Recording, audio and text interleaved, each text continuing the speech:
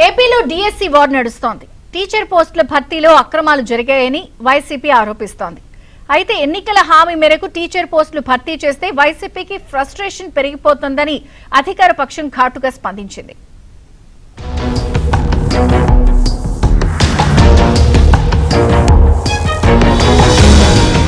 డిఎస్సీలో అక్రమాలు జరిగాయని వైసీపీ నేత మాజీ మంత్రి పేర్ని నాని ఆరోపించారు. జిల్లా కలెక్టరేట్లలో ఎక్కడైనా మొత్తం మెరిట్ లిస్ట్ పెట్టారా అని ప్రశ్నించారు.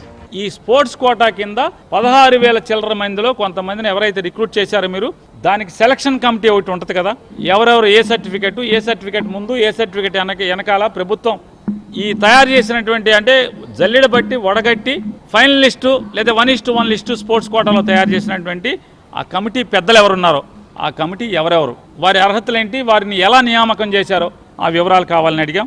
అలాగే స్పోర్ట్స్ కోటా కింద ఎవరిని రిజెక్ట్ చేశారు, ఎందుకు రిజెక్ట్ చేశారు, వారికి అనర్హత ఏంటి కూడా క్యాండిడేట్ వారీగా రిజెక్ట్ చేసిన వాళ్ళ క్యాండిడేట్ వాళ్ళ అనర్హత ఏంటి, ఈ వివరాలన్నీ కూడా మాకు కావాలని అడిగాం. అయితే డిఎస్సీ నిర్వహించి పోస్టులు భర్తీ చేస్తే వైసీపీ ఓర్వలేకపోతోందని సీఎం చంద్రబాబు విమర్శించారు. రాష్ట్రాభివృద్ధి చూసి ఆ పార్టీకి ఫ్రస్ట్రేషన్ పెరిగిపోతోందన్నారు. 5 ఏళ్లు ఒక టీచర్ పోస్ట్ ఇవ్వలేదు. 5 ఏళ్లు 15,941 మంది ఉద్యోగాలు. నేను మొదటి సంతకం పెట్టాను మెగా డిఎస్సి.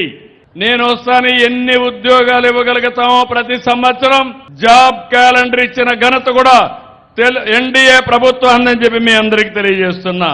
ఇంత బ్రహ్మాండంగా చేస్తే ఇక్కడ ఫ్రస్ట్రేషన్ లో ఉండే వైఎస్ఆర్ కాంగ్రెస్ పార్టీ దీన్ని ఒక ఇష్యూ చేశారు.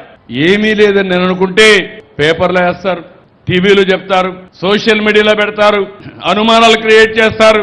అనుమానాలు క్రియేట్ చేసి దీనివల్ల రాజకీయ లబ్ధి పొందాలనుకుంటే నిన్ననే మా ఆఫీసర్లు క్లియర్ గా చెప్పారు. మరోవైపు వైసీపీకి ఓట్లు వేయలేదని నిరుద్యోగ యువతపై జగన్ కక్ష సాధింపులకు పాల్పడుతున్నారని శాప్ చైర్మన్ రవినాయుడు ఆరోపించారు. స్పోర్ట్స్ కోటాలో అక్రమాలు జరిగాయన్న ఆరోపణల్ని ఆయన ఖండించారు.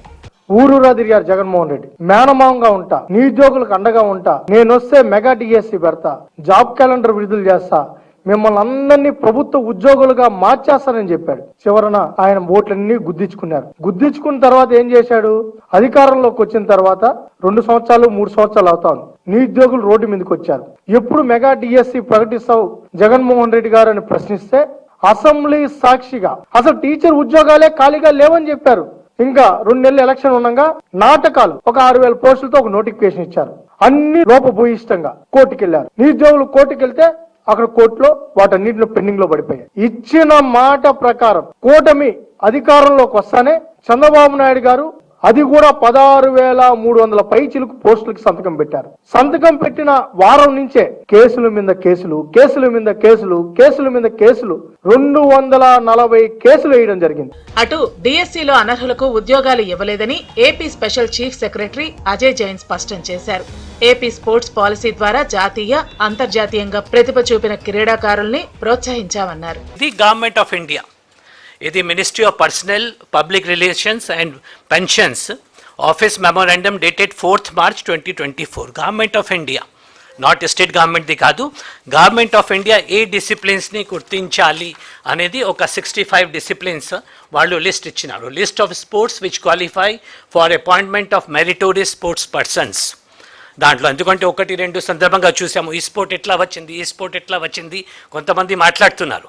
So government of India entire కంట్రీలో in this memorandum dated 4th March 2024 వాళ్ళు లిస్ట్ ఇచ్చినారు ఏ స్పోర్ట్స్ని రికగ్నిషన్ చేయాలి.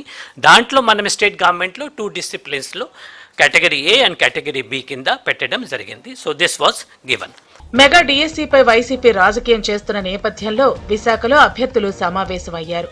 వైసీపీ ఆరోపణలను ఖండించారు.